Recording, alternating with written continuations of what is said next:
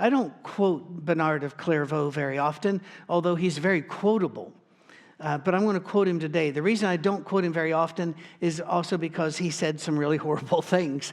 And he was really the one who ginned up the crusades that turned out so terribly. But he did say many things well. And this one, I really felt I needed to say the quote, 1153. And learn the lesson that if you are to do the work of a prophet, what you need is not a scepter, but a hoe.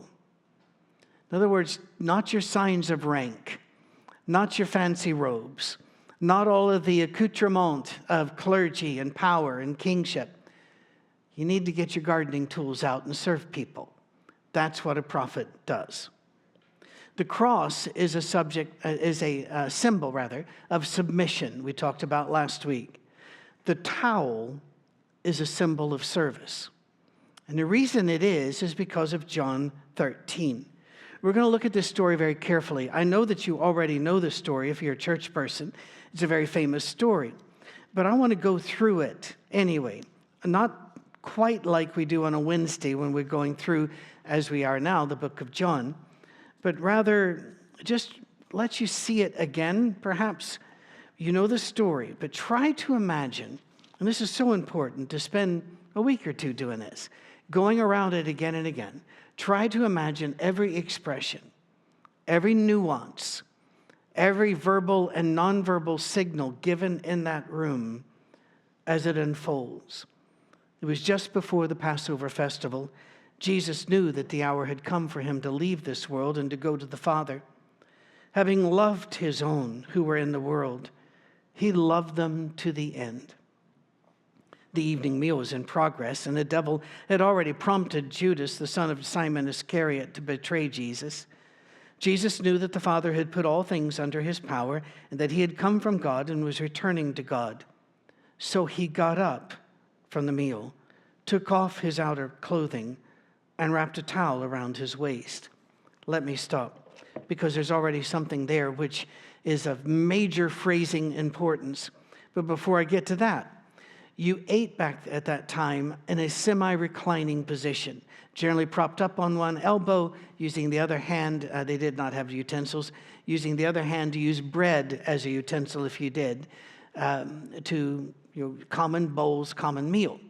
They reclined because that was a custom of the day. It was a custom of the day because the doctors of the day thought you digested your food better in a semi-reclined position. You don't, but that's what they thought. Now, semi-reclined, I've seen pictures that people have put in Bible storybooks for kids and such, where they're laying parallel to the table. You can't get very many people around a table that way. You generally are at an angle, severe angle, acute angle, away from the table. And so your feet are off this way. That's on purpose, because you are a people who have no shoes or sandals at best. And you're walking in dirt, rock, where animals have been. I'll leave it at that. And therefore, feet should be away from the table. Normally, when you have by the way, if you kids ever put your foot up on the table, you'll find that your mothers may follow Jesus' example in this matter and tell you to remove them. Normally, if you had any means in your house, you would have a servant who was tasked to wash those feet when they came in. And it wasn't as well scrubbed as we would like. There would be a pitcher, and there would be a bowl, and there would be a little, wiping of but that's about all that you could, because remember, any water that you used had to be retrieved from a distant source. So water was precious. We set the scene. Jesus and his apostles don't have funds. The funds that are supplied to them, the scripture indicates, came from faithful women who supported them and followed them. But there was no servant. And none of his apostles volunteered to wash the feet. Why? Oh, really? You don't know? It's because it's a dirty, stinky job. And it was a job traditionally given to the lowest servant you had. If you had a bunch of children, it was a young kid had to do it. Well, then there were no children. So what's going on here? What's going to happen? Did you see the phrasing? Verse 3 is so important. Jesus knew. What did he know? That the Father had put all things under his power, that he had come from God and was returning to God. He had all power, all authority, everything. So he got up and tied a towel around his waist and began to take the lowest position. I can remember back in the 70s, I was had some friends that were very deep into the martial arts and such. And so I got to go to several of the different training areas and watch this and enjoyed it, because back then everybody was watching Kung Fu on television, and this was the whole thing. They believed that these martial arts are somehow magical. And I can remember one time they had this guest, an honored guest. It was an older Asian man. I assume he was Japanese because it was a karate studio, but I don't know. And he came in, and he did not show any obvious signs of rank. Everybody shows your rank in these places. He didn't show any.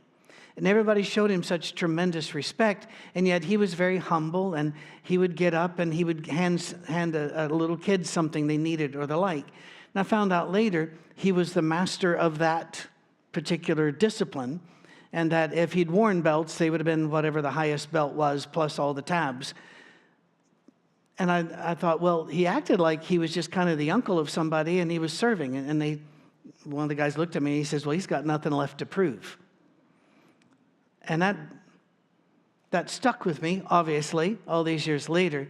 Jesus knew who he was. Therefore, he could stoop to the lowest place and not feel any loss of position or face. So he got up. Do we know where we stand in Christ Jesus?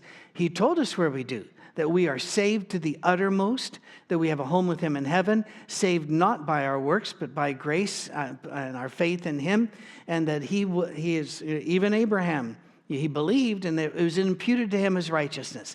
And the same for us. And if we know that, if we trust Jesus, we can serve others. And trusting Jesus is where the discipline of service begins. Now, got up, took off his outer clothing, wrapped a towel around his waist. After that, he poured water into a basin, began to wash his disciples' feet, drying them with the towel that was wrapped around him. Do you notice anything exceptionally strange here? I do. A screaming silence. Nobody is going, oh, I'm embarrassed. My master is now having to wash the feet because none of us did it. I better do it. Nobody's saying anything. I don't really have an explanation for that except for a supposition. As somebody who has studied human behavior for a very long time, and as a human I can do that from the inside, I think there was an expression on Jesus' face that was not full of joy, but was rather, what are you thinking, people, that you don't get this already? And so he goes around, and finally he comes to Simon Peter, who speaks. There's a surprise. It isn't. Peter always speaks. He goes, Lord, are you going to wash my feet? As if he hadn't noticed a pattern. Jesus replied, you don't realize now what I'm doing, but later you'll understand. No, said Peter, you shall never wash my feet. Now, he wasn't doing this to be mean or disrespectful. Actually, it was the opposite, to show him great respect. No, you are greater than me. You cannot wash my feet. Jesus says, unless I wash you, you have no part with me. He goes, and Lord, wash what you want. Not just my feet, my hands, my head at all. It was, I think Jesus sat the foot down in the basin with a bit of enthusiasm. I think that he looked at them. I think there were sighs. And when it comes to Peter, Peter's going, okay, no. And Jesus is going, if I don't do this, I got nothing to do with you. And he's going, okay, then, whatever you want to do. And Jesus has a little humor here. He goes, those who have had a bath need only to wash their feet. Their whole body is clean. You're clean, though not every one of you, for he knew who was going to betray him. That's why he said not everyone was clean. When he had finished washing their feet, he put on his clothes. Notice there's no conversation. Everybody's still kind of, what's going on? He returned to his place. Do you understand what I've done for you? He asked them. You call me teacher and Lord, and rightly so, because that's what I am. Now that I, your Lord and teacher, have washed your feet, you should also wash one another's feet. I've set you an example so that you will do as I have done for you. Very truly, I tell you, no servant is greater than his master, nor is a messenger greater than the one that sent him. So now, what is Jesus doing? He is standing everything on its head. Servants are not greater than the master, but the master can wash the feet like a servant because he knows who he is and he has nothing to prove. Nothing to prove. This is a lesson he teaches again and again. You heard it from Luke 22 this morning, but he also does it, and I'll just one verse real quick out of, we'll see how quick. In Matthew chapter 20 and verse 28, he said, the Son of Man did not come to be served, but to serve and to give his life as a ransom for many. Now think about that. Very often politicians during troubled times or a particular holiday time will be seen, cooking at a soup kitchen for the poor, but it's all cameras are everywhere, and then they're gone. Or they will fly over and frown at a place that has had a hurricane wipe them out. And that's supposed to make us feel good. Jesus wouldn't be flying over. He would be one of those in Western North Carolina that would be picking up trash. He would be one of those that would be scraping mud off of streets because he has nothing to prove. And he has everyone to love. Did you notice that in chapter 13? One of the reasons he got up to do this, he says, because he loved those God gave him. And his love drives him to this. I've often asked you to read the Gospels again and again and again. I'm going to ask you to do it again. But this time, take particular note for the times that Jesus laid aside his own needs and attended to others who asked for or needed his help. Healing the sick, teaching the spiritually hungry, touching the lepers, helping his disciples pay their taxes, protecting women that other men wanted to scorn and punish. It goes on and on. Christians, when we see a need, put down your phone and take care of it. We don't video the problem. We get in the problem and we sort it. But what will happen? Will I get in trouble? I could get hurt. I might lose money. They might ask for my help. Yeah, all of that. So what's the point? What's your point? If your life is already eternal in Christ and everything can only go up from here for you, why not? Step in. There was a beer commercial, and beer commercials have always been some of the best, most inventive and memorable commercials because I guess they got the money for it. But years and years and years ago, and I can't even think, it's been decades, where they're all sitting around drinking beer and somebody will go, it doesn't get any better than this. And everybody will go, that's true. They're out there fishing, hunting, doing other things where you do not pronounce the G at the end of the word. And somebody goes, well, it doesn't get any better than this. And my thought was, yeah, it does. For the Christian, it doesn't get any worse than this. This is as bad as it gets because heaven waits.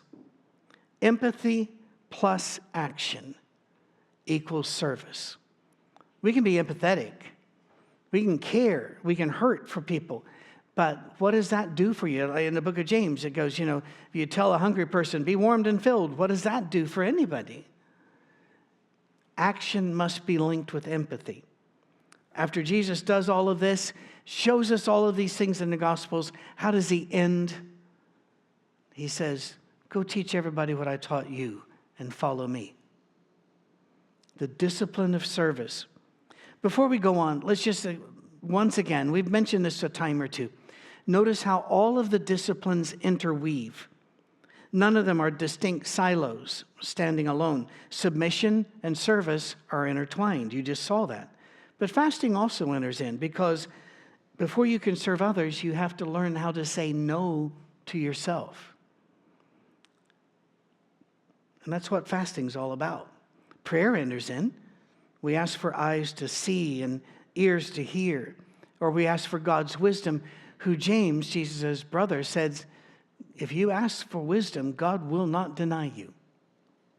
So we pray, let me see how best to serve. Openness enters in because you're looking for opportunities to do good. Now, there are times that you may be tempted to do tunnel vision, and I get that. When I'm in an airport, I tend to see this much of the world, just like it's through a tube, because I have a goal. And one of my goals is to get where I'm going. And so you weave through. You find that when God reminds me, as he often does, I try to open that up and say, all right, there's a lady behind me in the TSA line, and she's got a stroller, a kid here, and a toddler there. Maybe I can turn around and help her instead of grabbing for the trays and all the other. Maybe I can work with that. If you walk by somebody crying, I have a rule. Don't walk by somebody crying. But what if I'm doing this? And by the way, there is one time where I'm just not going to get better at this. I don't know how often people will say, well, we saw you driving the other day and waved, but you didn't wave back. No, I didn't. I was looking at a road, and that was important to me. I'm not really good at that at all, the waving back thing. And now I live in the South where it's insulting if you don't wave back. So I tried, though. I started waving at people, and they didn't wave back, and they had Pennsylvania plates. I'm going, all right, I'm lost here. Jesus' whole life was summed up by Peter in a sermon to Cornelius and his family in Acts chapter 10. Acts chapter 10, verse 38. Shortest, best biography ever written. He went about doing good. That's our job. Christians, we're not called to set up a secular Christian government. We're not called to go about and tell other people they're wrong. We're not called to go out and judge them. We're not called to go out and set standards for them to achieve. We are called to serve them. We are called to sacrifice. And if I may say, and I may because I've got the microphone, one of the most wonderful things about being a part of our Safe Harbor Church is hearing from you, people all over the world who are doing good and will share with me. Most won't share because they misunderstand Jesus' section of the Sermon on the Mount where it says, they blow a trumpet ahead of them. Don't let your left hand know what your right hand doeth. He was speaking in hyperbole there about don't show off. But letting us know that, for example, the Hoskins down in Arizona, that they're part of a Feeding the Poor program. And if you're out in that heat, feeding people, that's service right there. That's submission. That excites me. I want to know all about that. I find more and more of you are finding ways to show the love of Jesus to others as you go about your lives. You join local charities. You volunteer. You write letters. Letters. You ever get letters? It's rare, isn't it? But they are, when you get them, they're exciting. Unless the envelope's in crayon, then, crazy person. But you open them up. How about cards, emails? My sister has taken it upon herself to write cards to people that we're praying for off the prayer wall. And I'm already hearing from people saying, I got a card from you people. We sent out cards at Christmas to everybody that on our list. Some of the addresses that bounce. So if you didn't get a card, make sure we have your address, info@oursafeharbor.com. And I got to tell you, looking at a big stack of cards, my first thought wasn't, yay. But I literally had to keep reminding myself how to spell my name after a while because it started not looking right. I don't know if you've ever had that. If you've never had that experience, neither have I. We're completely normal. It amazed me how many people wrote in that card meant so much to them. It's a wee thing. You can do it. They make calls to check on people. They visit jails and prisons. What are they doing? They're bringing pieces of heaven down on earth. They're making the earth more like heaven. When you give, and this is not a sermon on giving, and you know we never beg you for money and certainly never guilt you for it. But when you give to our Safe Harbor, you're supporting here locally works like Grace Works, which what they do, if you don't know, is, and we're going to have one of their people over next month to actually talk about this during a sermon as we talk together. Delightful young lady. You'll really enjoy her. They realize people don't have a lot of money in their pockets, but if we all share the little money we have, that great things can be done. And that's what Grace Works is everybody sharing in one pot, and great things are done. The same with One Generation Away, and you've gotten to meet those amazing people a couple times since we've started here. But you're not just supporting Middle Tennessee. You're supporting Lifeline in Missouri. I've been blessed to go up twice for their annual dinner and to hear what they do for people who are expecting babies and then after the baby is born, and the classes and the materials and the gifts they give and the care, the counseling. It is just amazing. You're also giving to a widow in Alabama who's had a hard time. You're giving to Melania Malale in Tanzania, who would have died without this surgery. You're resetting and rebuilding a church which has nothing to do, it's from a denomination that's not any part of our roots, and I don't know that it's any part of your roots, but the building got knocked off its foundations and put into a creek by a flood in eastern Kentucky. And it was our Safe Harbor members who got the heavy equipment up there, paying out of their own pocket. Wasn't out of our Safe Harbor's big pile of funds. They did it out of their own pocket. And they reset the building, made it better than ever. Whenever the horrible hurricane hit western North Carolina, and the news would not cover it, and still does not cover what they went through. One Generation Away, which you support when you've given to us, took, I don't know the exact numbers, between 40 and 60 semi-trucks full of food and equipment and necessary things for babies, and got it through the blockades that had been set up by our government and others. That got it through. You're also sending volunteers to hurricane victims, flood victims. You are visiting prisoners, because it takes money for me to drive the 566 miles down to the prison in Louisiana. It takes money to put me in a hotel, and every so often I like to eat, so that's money. Then I got to drive back. You pay for that. The prisoners, 88, I think, are now on the list. Tammy, you can correct me on this, and we'll correct it next week. But they receive the notes. When I go down, every so often the person who brings in the food will look over and go, "Hey, Pastor Mead." I always tell them, don't call me pastor, but that's as effective as me telling the people in Africa, don't call me bishop. They do anyway. Patrick is all I am. That's the only thing I can really say is my mother prayed for me and I was born. That's it. That's the only qualification I have. You do all of that. And one of the reasons why, this is going to get a little sticky with some, one of the reasons why it works, we don't have a building to insure and maintain. We don't have an air conditioning unit that may go out. We don't have a dozen ministers to pay.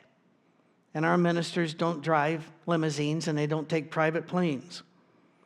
In fact, I flew across the Atlantic, and I generally, my class is, I think, cattle car. It's one step away from standing holding a strap, and you have to pay for the strap. And I'm fine with that. I don't need that. We don't have to fund a dozen ministries with all of their materials and all of their outings. And I don't oppose churches that have those things. I really don't. But we're a different kind of church. We are very lean, and we can share, and we do share, whatever our people give. Giving is an act of fasting. It's an act of service. And we, with great prayer, decide, yeah, we can do this. And sometimes we step beyond what we're normally able to do, such as with the operation in Africa, because we can't do that for everybody. And I know that sounds grossly unfair, but this was a special situation, and God made it very plain. This is important. Well, we can't do all of that. And if you're involved in a ministry, we'd love to know about it, but here's something we cannot do.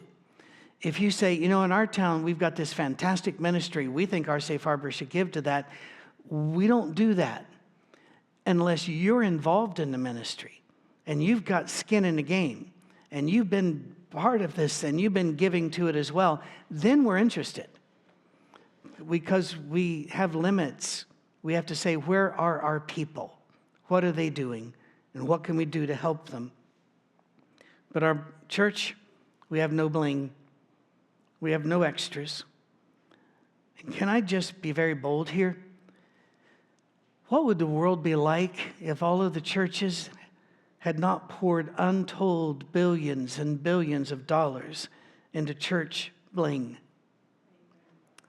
I've decided I'm not going to even mention this state, but I'm in it a lot. And I drive by this massive building for a denomination church there. It's a Protestant denomination. And one of the things that just always knocks me backwards, their steeple is massive.